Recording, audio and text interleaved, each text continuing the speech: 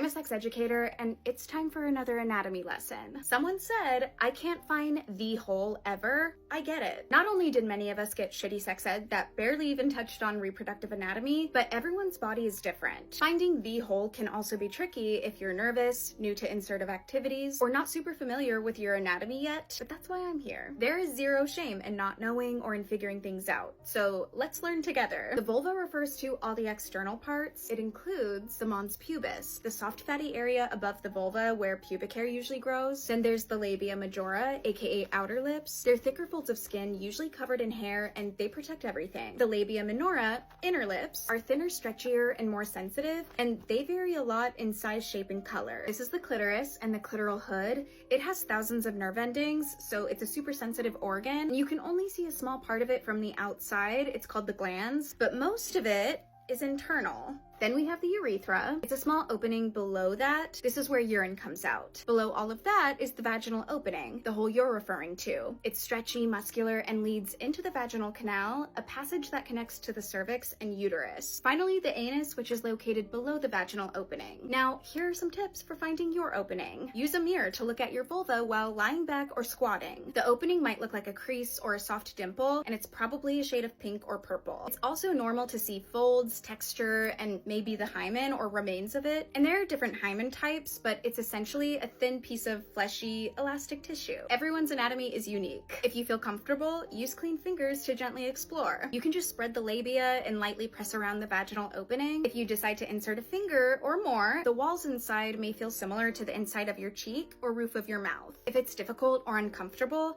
pause and breathe. You might be going in at an awkward angle, maybe it's dry, or maybe you're tensing your pelvic floor muscles. Try shifting positions and using a lubricant, and you don't need to go any further if it hurts. In fact, see a doctor if it does. Even if you're just exploring, arousal and comfort matter, so take your time and use lube. Vaginas aren't ready on command. They need to be warmed up.